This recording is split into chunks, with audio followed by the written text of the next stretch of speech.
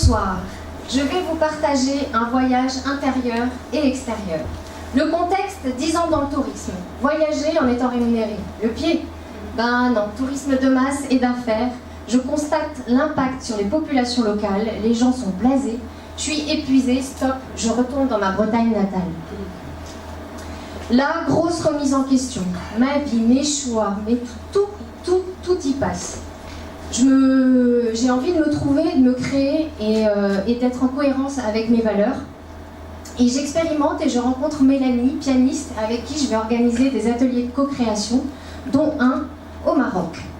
Là, je l'attends à Marrakech, et par une suite de synchronicité incroyable, je rencontre Ali, prince du désert, qui me parle de sa terre natale, des voyages qu'il organise, et là, waouh, ça vibre.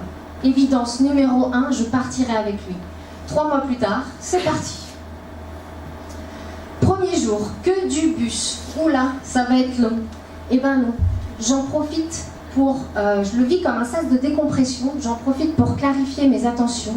J'écris, je dessine, j'observe les changements de paysage. Je découvre l'Atlas. C'est juste magnifique. Enfin, on arrive. Le désert, ça se mérite. Je sens le besoin de sacraliser cet instant, de mettre mes mains dans le sable, de sentir sa chaleur, sa texture, la douceur, les grains se faufiler entre mes doigts.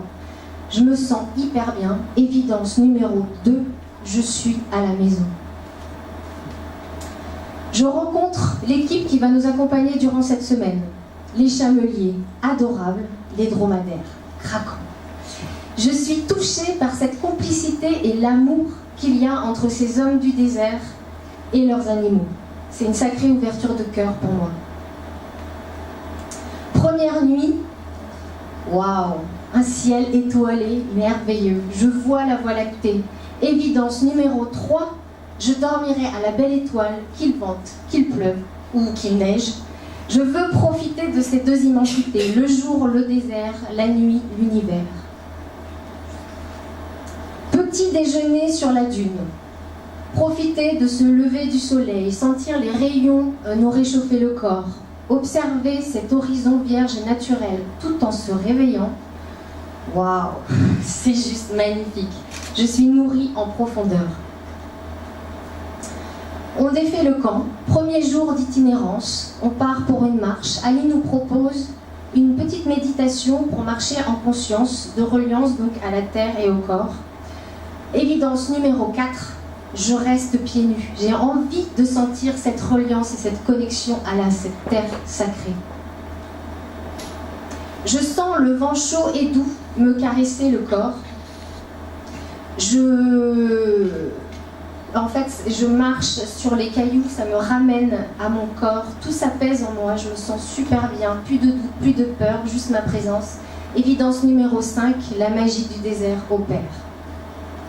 Je vois au loin, sur cet horizon vierge, un arbre majestueux qui va nous accueillir pour notre déjeuner, qui va nous offrir de l'ombre. Je suis touchée en fait par cette force et cette puissance de vie.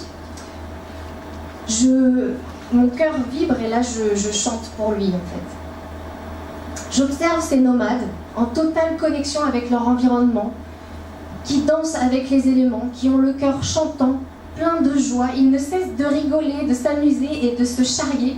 Et là, évidence numéro 6, je ris avec eux, même si je comprends rien.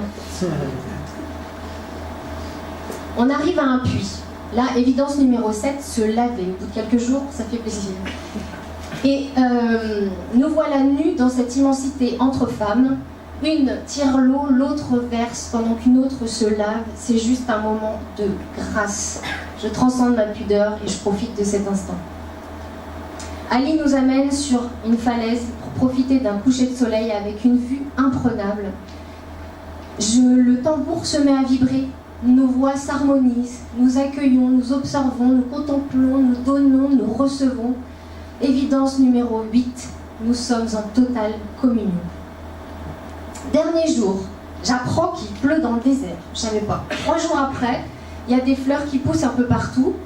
Je suis abasourdie. Et là, manifestation concrète, je tombe sur une fleur Je tombe à genoux et je remercie ce symbole de vie et de fertilité qui se présente à moi. Le soir, autour du feu, accompagné de chants traditionnels, nous chantons, nous dansons, tout en dégustant un couscous succulent qui a mijoté 3 heures. Bref, ce voyage est un enchaînement de waouh et d'évidence. Je vibre l'essentiel et je dis oui à la vie. Retour en France, Paris, Bretagne. J'essaye de garder cette connexion et cette sensibilité à mon environnement malgré la surstimulation sensorielle. J'avoue que je suis un peu perdue et mes sens sont en surcharge. Mais ce vécu est et restera gravé dans mes cellules. Je peux m'y reconnecter à chaque instant. N'attendez pas de voyager pour voir la beauté de ce qui vous entoure et dire oui à la vie. Évidence numéro 9. Partagez ce vécu et accompagnez à vibrer l'essentiel ici ou ailleurs. Merci.